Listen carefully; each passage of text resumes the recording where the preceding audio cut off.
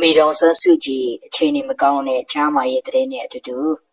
ပြည်သူတွေထက်မှန်ပြီးတော့အသက်များစွာပေးဆက်ရတော့မယ့်အခြေအနေဆိုရဲအရေးပေါ်ဆောင်းပါးတဲ့ကိုပြည်သူတွေကိုအရေးပေါ်ပဲအသိပေးပြရစီမိဘပြည်သူများများဒေါအောင်ဆန်းစုကြည်ရဲ့ချားမာရေးဟာလွန်စွာမှဆူရတဲ့တဲ့ထက်မှန်ထွက်ပေါ်လာပါတယ်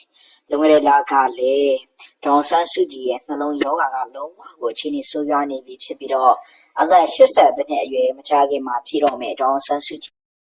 ဂျာမရေးဆိုရမှုနဲ့ရင်ဆိုင်ကြုံတွေ့နေရကြောင်းအားလုံးကအတည်ပြုပြီးသားပါ။ဒါကြောင့်မလို့သူသားငယ်ကိုယ်တိုင်ကတရုတ်နိုင်ငံရဲ့သမ္မတကြီးဖြစ်တဲ့ရှီကျင်းဖျင်ကိုအရေးပေါ်တောင်းဆိုမှုပြုလုပ်ခဲ့တယ်လို့တနေ့ကလည်းအီတလီနိုင်ငံလွှတ်တော်ကိုသွားပြီးတော့အမေစုရဲ့သားငယ်လေးကသူ့အမေကိုစစ်ကောင်စီအနေနဲ့လွတ်အောင်လုပ်ပေးဖို့အတွက်စစ်ကောင်စီကိုဖိအားပေးဖို့အတွက်အီတလီနဲ့တရုတ်နိုင်ငံကိုအရေးပေါ်တောင်းဆိုမှုတွေပြုလုပ်ပေးခဲ့တာပဲဖြစ်ပါတယ်နော်။ဘာကြောင့်လဲဆိုတော့သူ့ရဲ့သားဖြစ်တဲ့နော်သားငယ်လေးကိုယ်တိုင်က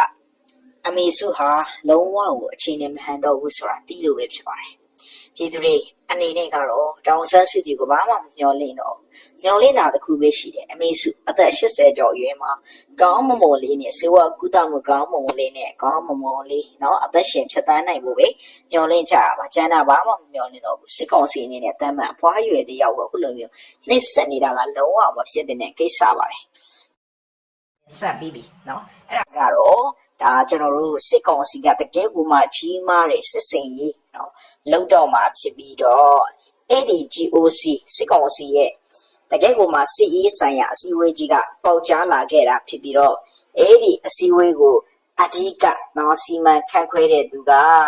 ဘိုးချုပ်ကြီးကျော်စွာလင်းပဲဖြစ်ပါတယ်အဲ့ဒါကတော့တတိုင်းပြည်လုံးကိုအရင်ကထက်เนาะယူကောက်ပွဲမတိုင်ခင်မှာဆုံးရှုံးထားတဲ့မြေတစ်ခုမှချန်ပြန်ရဖို့တတိုင်းပြည်လုံးကို3-4ဆအကုန်လုံးเนาะဘုံကျဲဖို့ပဲဖြစ်ပါတယ်เนาะဘုံကျဲပြီးရယူဖို့ပဲဖြစ်ပါတယ်ဒီနေ့ကလည်းเนาะစီမီတပိတ်ဘုံကျဲခန်းနေပြည်သူပေါင်းအယောက်40သေးဆုံးနေဒီကနေ့မှလည်းရှမ်းပြည်နယ်မြောက်ပိုင်းကြောက်မဲမြို့နယ်เนาะမိုင်းငုံမြို့တလုံးရက်ွက်စစ်ကောင်စီကဘုံကျဲတာမှာတရက်ွက်နီးပါလုံးအကုန်လုံးเนาะအသက်နော်ထိခိုက်မှုတွေအကုန်ဖြစ်သွားတယ်။နောက်တစ်ခုကချောင်းမြို့နယ်မန္တလေးတိုင်းချောင်းမြို့နယ်မကြီးကုန်းရွာမှာရှိတဲ့နော်စစ်ဆောင်ပြည်သူများနေထိုင်တဲ့